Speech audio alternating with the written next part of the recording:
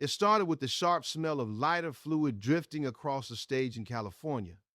The year was 1967. A young man dressed in colors as loud as his sound fell to his knees before a stunned crowd. He wasn't praying. He was preparing a sacrifice. He struck a match. In an instant, flames danced wildly across the body of his white Fender Stratocaster. He sat back, summoning feedback that screamed like a wounded animal, blending with the crackle of the fire. For the thousands watching in silence, it was terrifying. It was beautiful. It was the moment music changed forever. But the fire that defined his art would eventually consume his life. He didn't just play the instrument, he became it, electric, volatile, and fragile. How did a shy boy from Seattle, who once strummed a broomstick because he couldn't afford strings, rise to become the ultimate guitar legend, only to vanish into the haze just 4 years later? This isn't just a story about rock and roll. It is the tragedy of a man who learned to set the world on fire but couldn't save himself from the heat. Long before the stadium lights and the roaring amplifiers, there was only the relentless gray rain of Seattle. Born into a fractured home and a life defined by poverty, young Johnny Allen Hendrix found his escape not in toys, but in sound. He was a quiet, shy child who carried a secret universe inside his head. Neighbors often saw him standing on the porch, clutching an old broomstick. He wasn't sweeping. He was strumming the bristles, eyes closed, lost in a melody only he could hear. It was a heartbreaking sight, a boy trying to wring music out of wood and dust because he couldn't afford strings. When he finally found a one-string ukulele in the garbage, it was like finding a piece of gold. To him, that broken instrument was a lifeline. As he grew, the broomstick was replaced by a real guitar, but the restlessness remained. Seeking a way out, he joined the U.S. Army, enlisting in the 101st Airborne Division. He wanted to fly with the screaming eagles, but his spirit was too wild for the regimented lines of the military. He slept with his guitar by his bunk, earning ridicule from his platoon, but keeping his soul intact. After an honorable discharge, he hit the road, playing backup for legends like Little Richard and the Ailey Brothers. But the Chitlin Circuit of the segregated South had no room for him. It was fired time and again. Why? Because he played too loud. He dressed too wild. He stole the spotlight. The sound in his head, a chaotic, beautiful storm that would eventually become anthems like Purple Haze, was simply too big for the box they tried to put him in. He drifted to New York City's Greenwich Village, penniless but electric with potential. It was there, in a dim club called Cafe War, that Destiny walked in. Chas Chandler, the bassist for the Animals, watched in disbelief as this unknown guitarist played the blues with a ferocity he had never seen. Chandler saw what the American R&B scene had missed, a genius waiting to explode. Chandler offered him a ticket to London, the beating heart of the rock revolution. It was a gamble. He would be a stranger in a strange land, leaving behind everything he knew. But the young man had one condition, a request that showed both his humility and his ambition. He looked at Chandler and asked, "I'll go, but only if you promise to introduce me to Eric Clapton."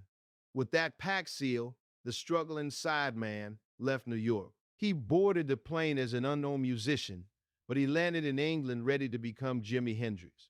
The boy with the broomstick was finally ready to show the world how to fly. London in 1966 was the center of the musical universe. It was the land of the Beatles and the Rolling Stones, where guitarists were treated like royalty. But when Jimi Hendrix touched down, the hierarchy didn't just shift, it collapsed. Within days of arriving, he walked onto a stage where Cream, the supergroup led by Eric Clapton, was performing. Clapton was considered God by the locals. Jimi, humble yet hungry, asked to plug in. What happened next became folklore. He launched into a blues riff at a speed and ferocity that seemed physically impossible. He played with his teeth. He played behind his back. He didn't just play the notes, he assaulted them. Clapton reportedly stopped playing, his hands trembling, and walked off stage to smoke a cigarette. He asked Chas Chandler, "Is he always this good?" In that smoky club, the torch had been passed. The guitar legend wasn't a title Jimi asked for. It was one he took by force of nature. With the formation of the Jimi Hendrix Experience, the electric guitar revolution had officially begun. The sound was unlike anything the world had heard, a wall of distortion, wall-wall pedals, and feedback that he controlled like a conductor taming a storm. Hits like Purple Haze and Voodoo Child weren't just songs. They were psychedelic trips that bridged the gap between blues rock and the unknown. He was no longer the shy boy from Seattle. He was a shaman draped in velvet and scarves, conjuring magic from six strings. His return to America at the Monterey Pop Festival, where he knelt and burned his guitar, cemented his status as a superstar. But his true apotheosis came 2 years later on a muddy farm in upstate New York. It was the morning of Monday, August 18th. At Woodstock 1969, the crowd, 500,000 strong, was exhausted, wet, and dwindling. The summer of love was ending, and the Vietnam War was tearing the country apart. Jimi walked onto the stage as the festival's closer. He looked out at the sea of people and picked up his white Stratocaster. Then he played the Star-Spangled Banner. He didn't play it as a patriotic march. He played it as a war zone with whammy bar dives and screaming feedback. He mimicked the sounds of fighter jets, dropping bombs and human screams. It was ugly, distorted, and terrifyingly real. It was a mirror held up to a fractured America. Without saying a single word, Jimi Hendrix delivered the most powerful political speech of the decade. At that moment, he was untouchable. He was the highest paid performer in the world, the voice of a counterculture, and the undisputed king of rock. The boy who once couldn't afford strings now held the entire world in his hands. But the higher you fly, the thinner the air becomes. When the amplifiers were turned off, the wild man of rock was just a man, and he was exhausted. By 1970, the weight of being a guitar legend was crushing him. The world demanded the showman who played with his teeth and burned guitars, but Jimi Hendrix wanted to evolve. He wanted to build a new sound, something deeper and more complex, but the industry didn't want an artist, they wanted a product. He felt trapped in a cage of his own making, surrounded by hangers-on, managers who saw him as a cash cow, and a schedule that allowed no time to breathe. To cope with the insomnia and the relentless pressure, he turned to substances. It wasn't about having a good time anymore. It was about numbing the noise. He was surrounded by people, yet he had never been more alone. He once said, "I'm the one that's got to die when it's time for me to die, so let me live my life the way I want to." Sadly, he was running out of time. In September 1970, Jimi was in London. He wasn't there to conquer. He was there trying to figure out his next move. The fire that had burned so brightly at Monterey was flickering. On the night of September 17th, he was at the Samarkand Hotel with a girlfriend. It was a quiet night far removed from the screaming stadiums. He had trouble sleeping. He took Visparax, a strong barbiturate he wasn't used to.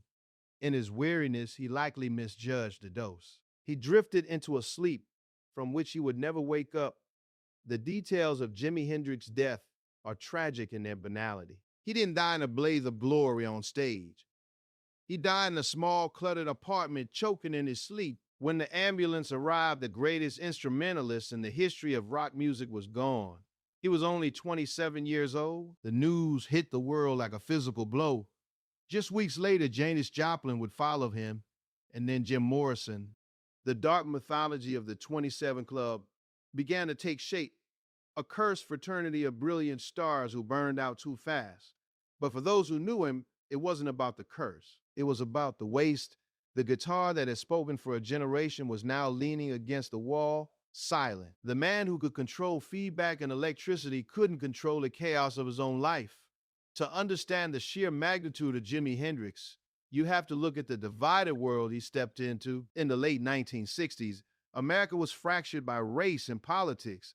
Rock and roll, though born from black blues, had been largely co-opted by white artists.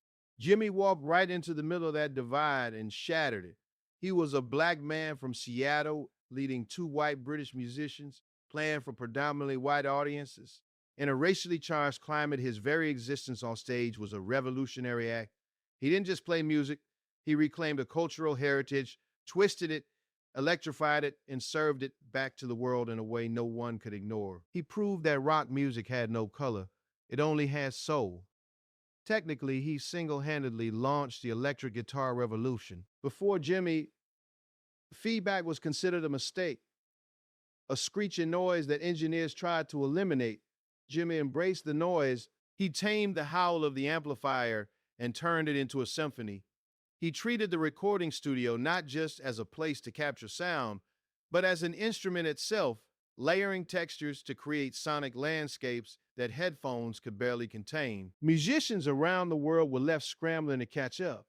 The greatest players of the era didn't just admire him, they studied him. He changed the vocabulary of the instrument. Every guitar legend that followed, from Prince to Stevie Ray Vaughan, from Eddie Van Halen to John Mayer, walked through the door that Jimi kicked open. He didn't just invent a style, he invented a language. From the gritty clubs of London to the massive festivals in America, the verdict was unanimous. He was an alien, a wizard, a phenomenon. Critics who initially dismissed him as a wild man were forced to recognize a sophisticated composer beneath the showmanship. He showed the world that a guitar could cry, scream, talk, and sing. Decades later, his influence hasn't faded. It has calcified into the foundation of modern music. You can turn on the radio today in any country, and somewhere in the mix you will hear the ghost of his sound. He taught the world that perfection isn't about playing the right notes. It's about playing the truth, even if it hurts, or years. That is the most haunting statistic of all. From his arrival in London to his death in that lonely hotel room, Jimi Hendrix had only 4 years in the spotlight. In that brief flash, he didn't just change music, he rearranged the DNA of pop culture. He showed us that a guitar could be a weapon of peace. He proved that a shy, soft-spoken man could roar louder than a thunderstorm. Today, his grave in Seattle is a pilgrimage site, but his true monument is not made of stone. It is built every time a kid picks up a Stratocaster and dares to turn the volume knob all the way to 10. He remains the eternal icon of the 27 Club, forever young, forever beautiful, and forever tragic. But unlike many who left too soon, his story doesn't feel unfinished. It feels like a supernova, a burst of energy so intense that it couldn't possibly last, but its light travels on long after the star has died. In the end, he gave everything he had. He burned the guitar, he burned the candle at both ends, and he gave us his soul on vinyl. As he sang in his immortal anthem, Voodoo Child, if I don't meet you no more in this world, then I'll meet you in the next one. And don't be late. Jimi didn't just play for an audience. He played for the outcasts, the dreamers, and the lonely. He is no longer on the stage, but the feedback loop he started is still ringing in our ears, reminding us that true fire never really goes out. What about you? Do you remember the first time you heard that electric sound? Did Purple Haze change the way you looked at the world, or is there another track that speaks to your soul? If this story of triumph and tragedy touched you, or if it reminded you of the fragile beauty of genius, please share your memories in the comments below. We read every single one. Thank you for watching. Keep the music alive. That was supposed to be about